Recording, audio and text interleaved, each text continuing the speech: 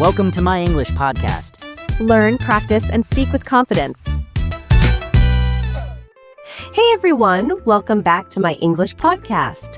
I'm Mia, and I'm here with Max and our lovely guest, Mrs. Tina. Today's episode is all about something that sounds simple, but can truly change your life. Reviewing your weekly personal growth. Hi guys, and wow, I'm already excited. Because honestly, we all want to improve, right? We want to learn better, live better, and feel better. But sometimes, we just keep moving without looking back. So, we miss the chance to reflect.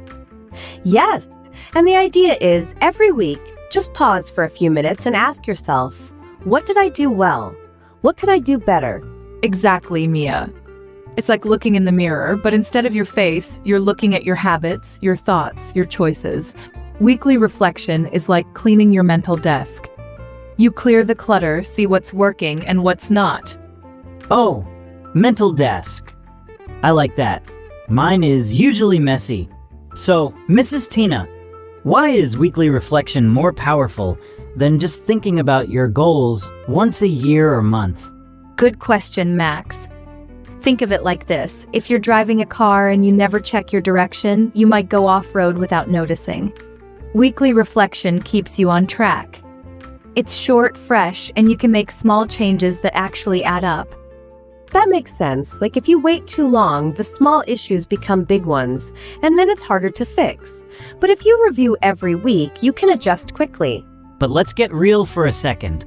I've tried reflecting, but sometimes I don't know what to say to myself. It feels awkward. Like, what am I even reviewing? What should I look at? That's so normal, Max. Many people feel that. So here's a simple method I use, and I call it the 3 questions check-in. 3 questions. Ooh, I love when things are simple. Go on. Here they are. What went well this week? What didn't go as planned? What can I do differently next week? That's it. Wow, okay. I can totally do that. Same. It feels like journaling, but not too long or heavy. Yes, and you don't need a fancy notebook or 30 minutes of free time. You can even do it while walking, doing dishes, or before bed. Just talk to yourself honestly. All right, let's try it now. I'll go first. 1. What went well? I recorded 3 podcast segments and actually slept on time for 4 nights. 2. What didn't go as planned? I skipped my morning reading habit. 3. What can I do differently?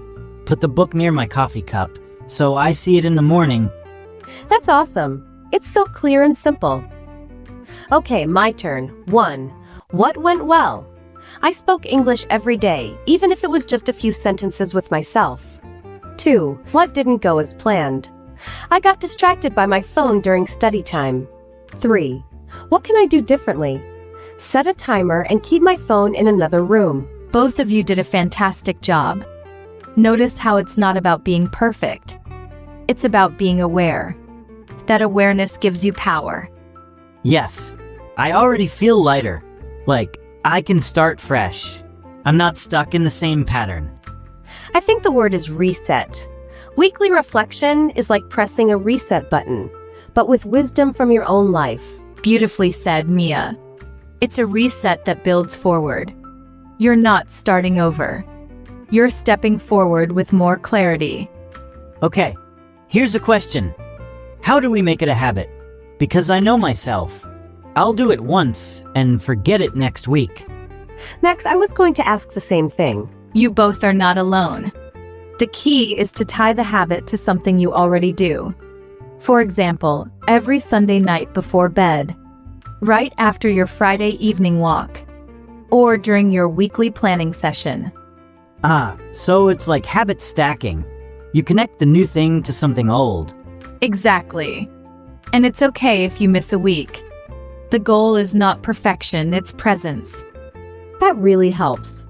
Sometimes we quit just because we missed one day. But growth isn't a straight line.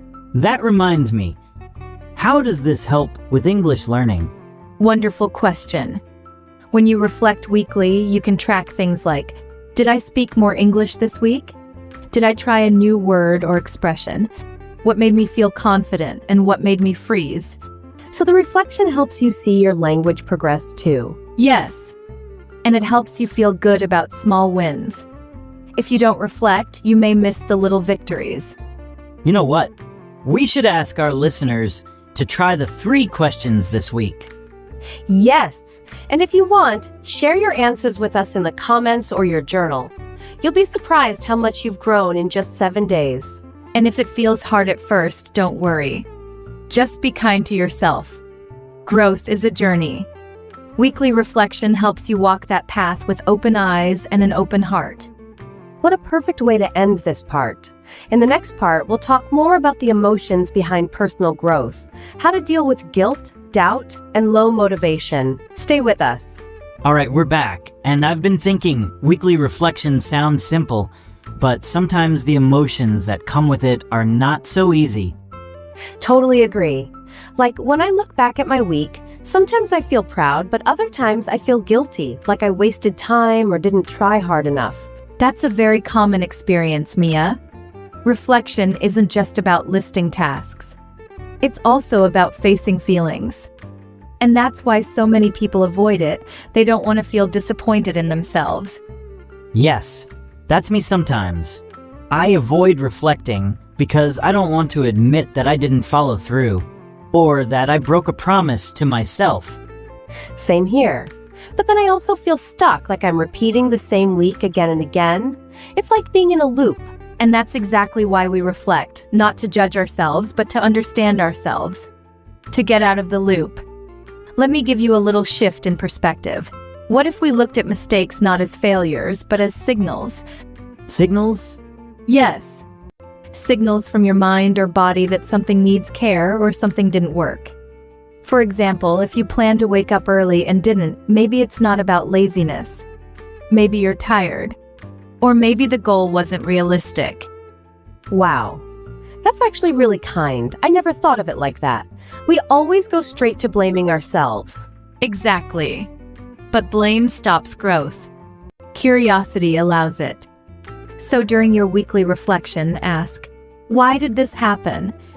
What do I need? What would support me better next week? I like that. It feels more helpful. Like, instead of I failed, it becomes I'm learning.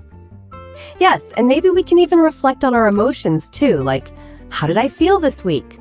That's important, right? Absolutely. Emotional check-ins are powerful. Your mood affects your energy, focus, and even your language learning.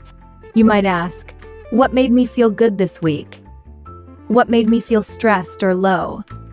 Did I ignore my emotions or did I take care of them? That one's deep. I think I do ignore my emotions when I feel behind. I just keep going. Same. But ignoring them doesn't make them disappear. They just get louder in the background. That's true. Unfelt emotions become stuck energy. So when you reflect weekly, you're not only learning about your actions, but also about your inner world. This is getting deep, but I like it. And I'm starting to see why this can improve not just English, but life in general. Yeah, like sometimes we focus only on goals, study 10 new words, read for 30 minutes, but we forget to ask how we felt during those things. And when learning feels heavy, we avoid it. But when we feel proud, relaxed, or even curious, we stay consistent. So yes, your emotional state matters. Okay, so let me try this live. This week, I felt a bit rushed. I was trying to do too much. So even though I completed things, I didn't enjoy them. What do I need? I think I need more breaks. Maybe even schedule rest, like I schedule tasks.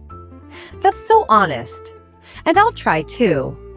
I felt nervous during one Zoom meeting in English, but after it was over, I felt proud. What helped? I had prepared some phrases before the meeting. So next week, I want to keep doing that. Preparation equals confidence. Wonderful reflections. I can already see your progress just by how clearly you're thinking about it. Thank you. You know, all this talk about emotions makes me think of something else. Comparison. It's hard not to compare your progress with others, especially online. Ugh, yes. You see someone posting, I studied English for 4 hours today. and suddenly your 20 minutes feels like nothing. Yes, and that's such a trap. Weekly reflection should be about you, not anyone else. Everyone's journey is different. Their time, energy, goals, none of it is the same. But what if the comparison thoughts still come? Then reflect on that too. Write it down. I felt small after seeing someone else's progress. Then ask, is their journey really the same as mine? What am I proud of this week? What do I need to feel confident again? That's really helpful. It's like building a kind, honest relationship with yourself. Yes. And over time, you become your own coach. You start cheering yourself on instead of criticizing yourself. I want that. I want to be my own coach instead of a strict teacher. Me too. And honestly, even doing this podcast helps me reflect. Talking about it makes it real. Exactly. Speaking, writing, or even thinking with intention. These are all forms of reflection. You just have to choose the one that fits your life. Let's summarize what we've learned so far, but in a practical way. For someone listening right now, what's one small step they can take today? I'd say, take 5 minutes before bed. Ask the 3 questions. What went well this week? What didn't go as planned? What can I do differently next week? And maybe add one more. How did I feel this week? Perfect additions. And to make it even easier, set a reminder in your phone or mark a weekly review moment on your calendar. Just 5 to 10 minutes. That's all you need. And don't overthink it. You're not writing a novel. Just be honest. Even one sentence is enough. I feel like this week is already better, just because we talked about it. Reflection makes time feel more meaningful. Yes, Max. That's one of the hidden gifts of reflection. Time stops feeling like a blur and starts feeling like growth. Like a story you're writing 1 week at a time. So true. I used to say, I don't know where the week went. But now I want to say, here's what I learned this week. And here's what I'll try next. That's it. That's the rhythm. That's personal growth. Coming up in the final part, we'll talk about how to set simple, healthy goals for the next week based on your reflection. Not big goals, not perfect goals, but real ones, the kind you can stick to. I'm ready. Let's move from reflection to action. All right, welcome back everyone. In the last 2 parts, we talked about reflecting on your week, the wins, the misses, and the emotions.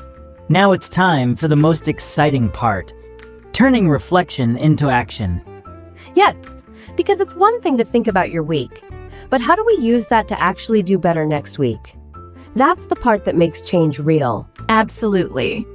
If reflection is the mirror, then action is your next step forward. And the key to moving forward is not making huge, unrealistic goals. It's making small, doable changes. Okay, that's good to hear. Because honestly, I've made big goals before. Like, I'll wake up at 5 a.m. every day, or I'll study English for 2 hours daily, and I failed by Tuesday. We've all done that. It feels great when you set the goal, but not so great when you can't keep up. That's because most people set goals from a place of inspiration, not reality. You get excited and dream big, but then life happens. So instead, we need a simple system. Here's what I recommend. Start with your reflection. Look at what worked and what didn't. Find one area where you want to make a change. Set a goal that is small, specific, and easy to track. Let's break that down with an example. Let's say I reflected and noticed I kept getting distracted during English practice. So maybe my one area is focus. Perfect. Now ask yourself, what is one small thing I can try this week to improve focus? It could be, I'll study with a timer for 15 minutes without checking my phone. That's doable, and it's clear, not just focus more, but how you'll do it. Yes. When goals are vague, our brain doesn't know what to do. But when goals are clear and small, your brain can say, yes, I can do that. Okay, I'll try that. 15 minutes of study with no phone, at least 3 times this week. Nice! I'll try something too. My reflection showed me that I freeze up when speaking English with strangers. So I'll set a goal like, I'll say one sentence to someone new, even if it's just, "How are you?" or "Nice weather today." Wonderful examples. You're building confidence, not just practicing language. And remember, progress is better than perfection. If you try and it's not perfect, that's okay. The fact that you tried already moves you forward. I love that. And I feel like if I mess up, I can just reflect again next week, adjust, and try something else. Right. It's not about doing it right the first time. It's about learning as you go. That takes the pressure off. That's the magic of this weekly cycle. Every 7 days, you give yourself a little review and a little plan. It creates a rhythm of growth. And I feel like it helps your confidence too, because you actually see your progress, even if it's small. Yes, like a plant growing. You don't notice the change every day, but if you check once a week, you'll see new leaves. Beautiful image, Mia. And it's so true for English learning too. You might not feel more fluent today, but in a month of tiny weekly changes, you'll speak with more ease, more confidence, and more joy. You know, what I like about this whole approach? It's gentle. It's not about pushing hard or being tough on yourself. It's about being consistent and kind. Yes, and honestly, being kind to yourself is one of the hardest parts of learning anything. That's a powerful point, Mia. Most people think they need to be strict and disciplined. But in truth, people grow more when they feel supported, especially by themselves. Let's do this. Let's each say one small goal we'll try this week. And maybe our listeners can join us too. Great idea. Okay, I'll go first. My small goal. I'll practice one short English conversation with a new person. Maybe a shopkeeper or someone I meet during the week. Mine will be, I'll do 3 15-minute focused English sessions without my phone around. And I'll join you both. My small goal. I'll write down one reflection sentence every night before bed, even if it's just 5 words. I love this. And to everyone listening, try it too. Pick one tiny goal based on your week. Write it down, say it out loud, or share it with us. And don't forget, no pressure to be perfect. This is about learning, adjusting, and slowly getting better. Exactly. And if your week doesn't go as planned, that's okay too. Just come back, reflect again, and keep going. You're building a habit that lasts. Before we wrap up, let's quickly review the steps for everyone listening. Take 5 minutes at the end of the week to reflect. Ask the 3 main questions, and maybe add a question about how you felt. Based on your answers, choose one small improvement for the next week. Keep it simple, specific, and kind. Repeat every week. That's your weekly growth formula. And if you're learning English, this method will help you stay motivated, feel progress, and build confidence. You're not just learning a language. You're learning how to grow, how to understand yourself, and how to support your journey. Thank you, Mrs. Tina, for always helping us reflect deeper, not just in English, but in life. And thank you to our amazing listeners. We hope this episode gives you a little spark of motivation and clarity, just 1 week at a time. If you enjoyed this episode, don't forget to follow our podcast, leave a kind review, or share it with a friend. We love hearing from you. And remember, wherever you are on your journey, it's okay to start small. It's okay to go slow. Growth isn't about speed. It's about direction.